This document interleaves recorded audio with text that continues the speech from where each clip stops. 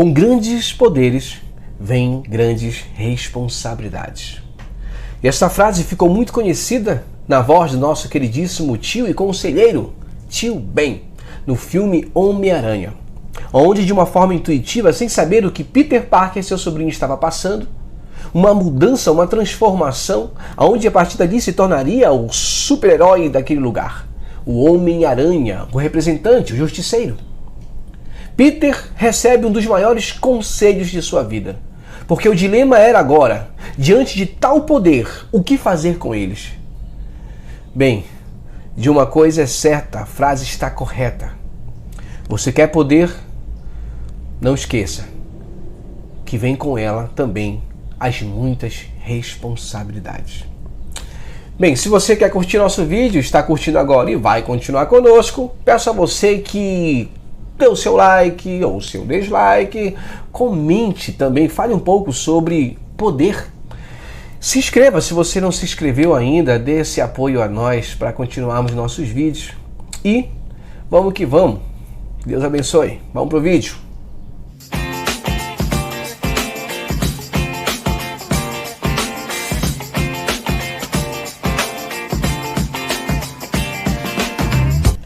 O chamado.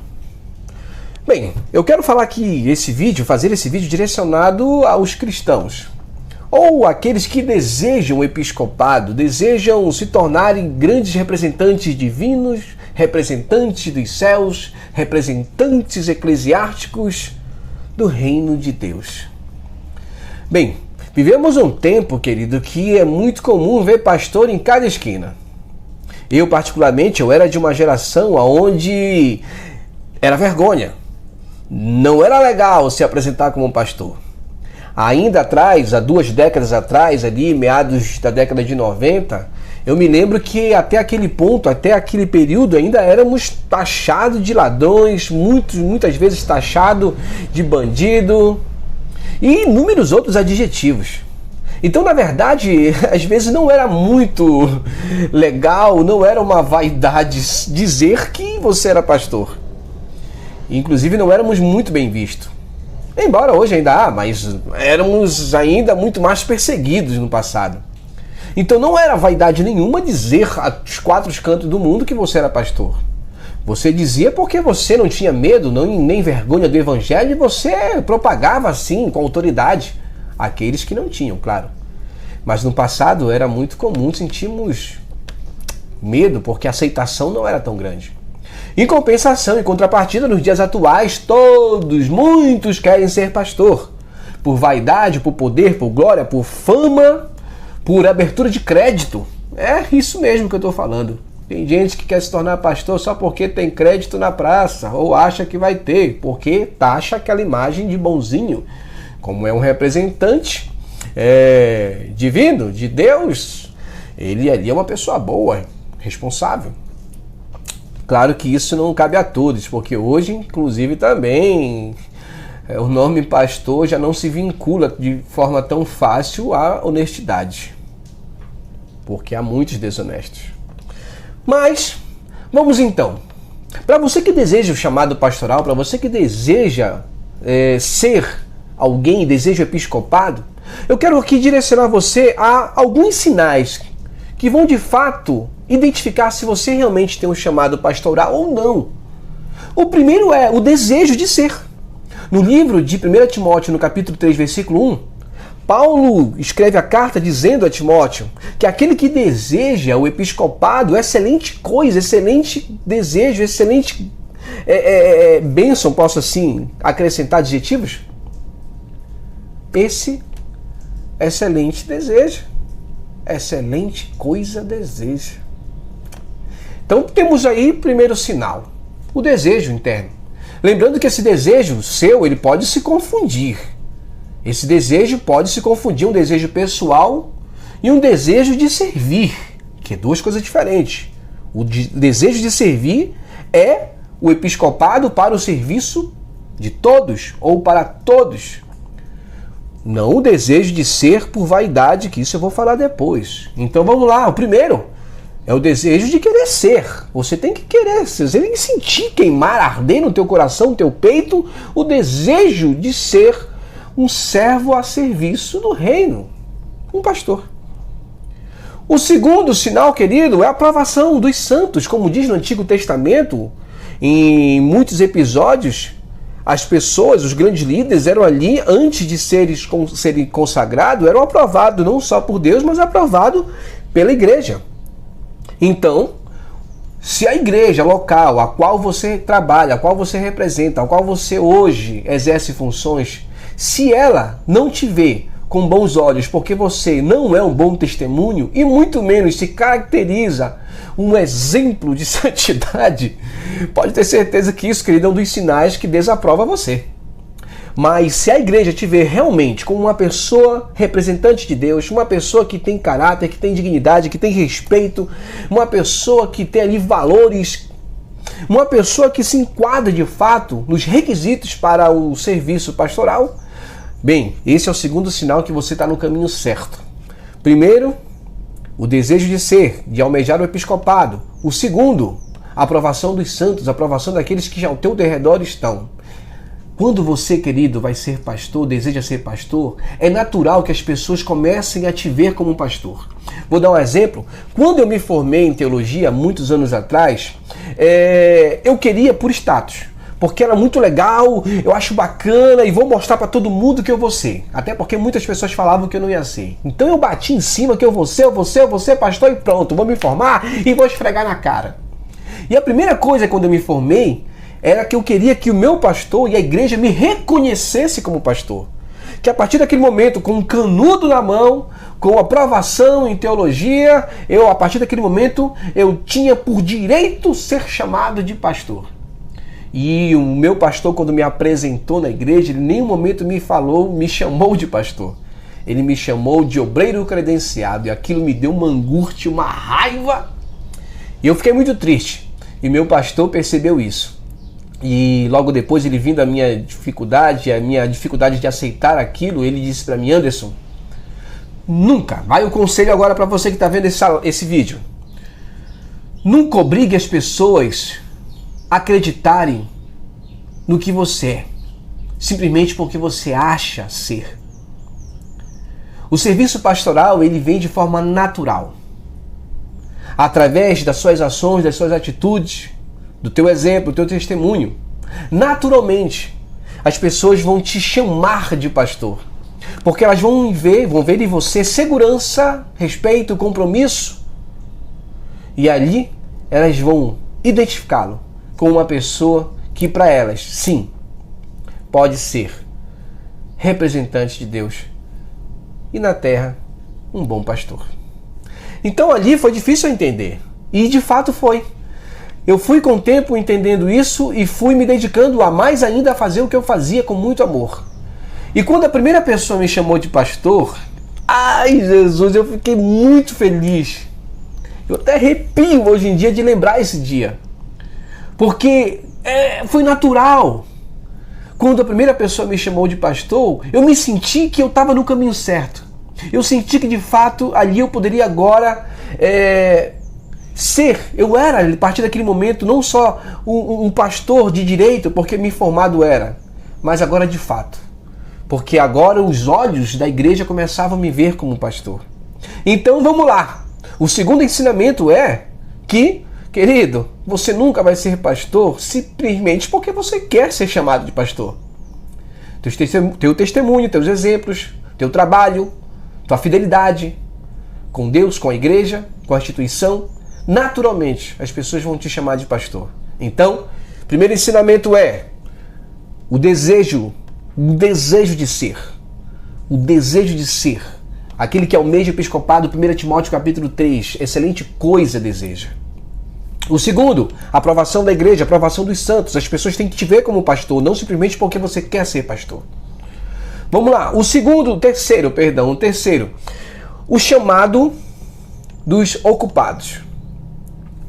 Deus jamais, querido, vai chamar uma pessoa totalmente desocupada. Uma pessoa que não quer nada com a vida, uma pessoa que vive dormindo até meio-dia, uma pessoa, querido, que não tem compromisso, não tem sonhos, não tem desejo. Tu acha que Deus vai chamar uma pessoa dessa? Tu acha que Deus vai chamar uma pessoa para uma grande obra, para uma grande responsabilidade, uma pessoa que não quer nada com a vida?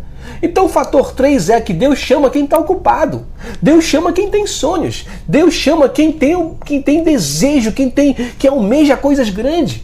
Assim foi quando Deus chamou inúmeros dos homens, dos profetas. Deus chamou pessoas que estavam ocupadas. Chamou Pedro, que estava pescando. Chamou ali Eliseu, que estava ali cuidando da sua agricultura. Chamou inúmeros, eu poderia aqui citar vários nomes. Todos esses estavam ocupados. Davi estava ocupado. Paulo estava também ocupado e não aceitava o cristianismo.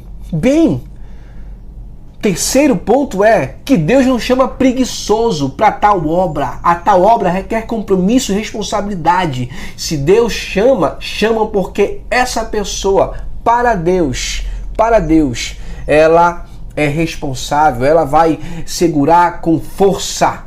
Ela vai segurar o cajado e vai para cima, porque Deus chama pessoas ocupadas. Pessoas ocupadas sonham, pessoas ocupadas, elas têm obrigações e seguem as obrigações.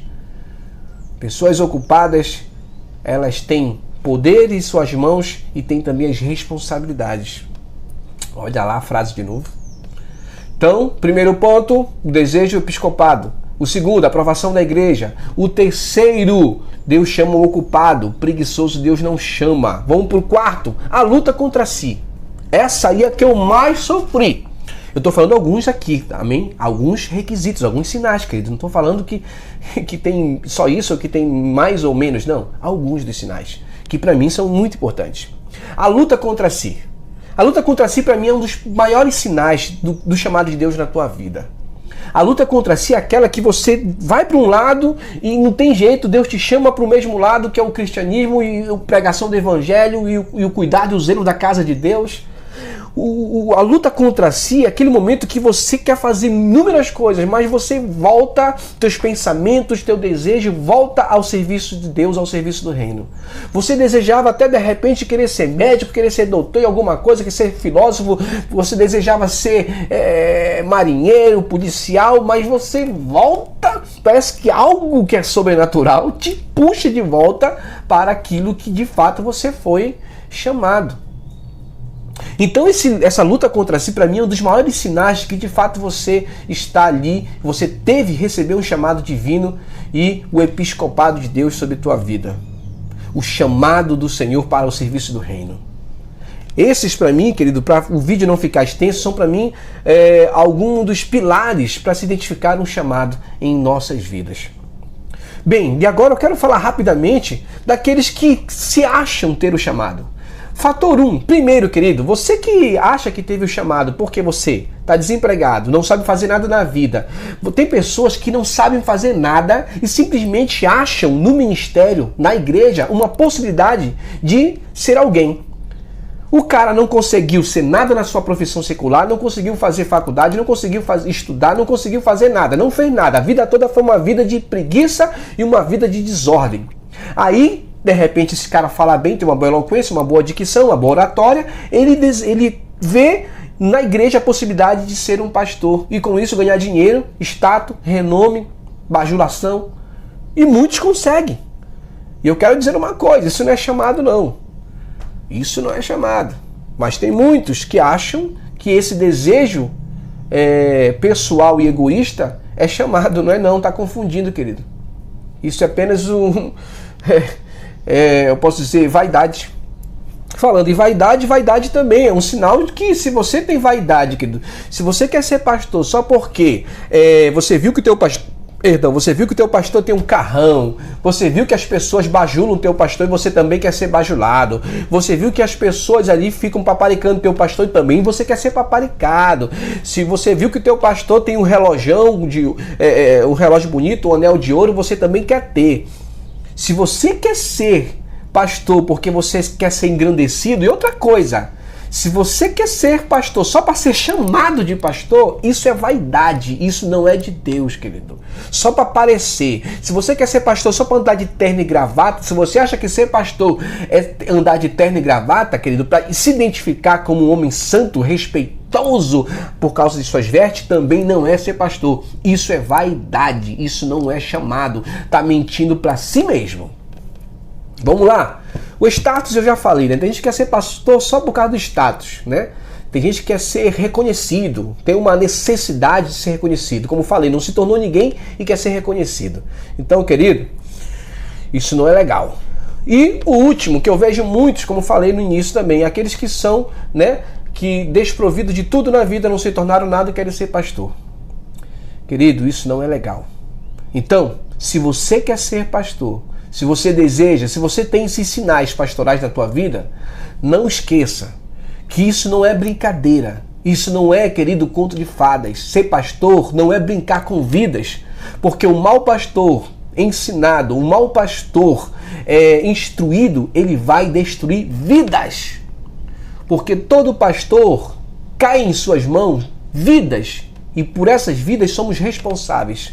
Se você ensinar errado, você vai estar destruindo famílias. E isso eu vejo muito nos dias de hoje. Pastores pilantras, pastores que ensinam errado. Ah, pastor, mas ninguém é perfeito, o senhor também não é. Não fui, mas eu nunca ensinei errado. Eu posso ter errado na minha vida também.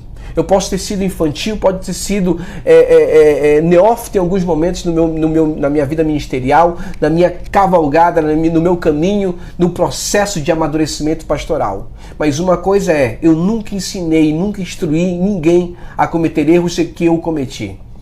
Eu creio, querido, que o nosso Deus, ele é poderoso para mudar a vida como mudou a minha. E tem mudado a cada dia e eu tenho aceitado essas mudanças.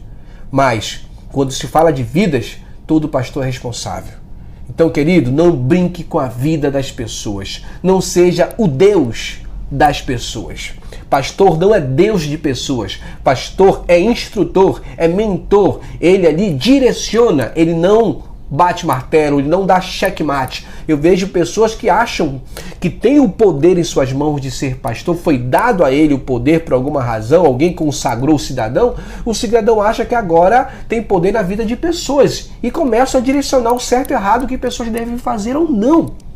Querido, não faça isso. Com grandes poderes vem grandes responsabilidades. Eu teria muito a falar, mas eu fico por aqui.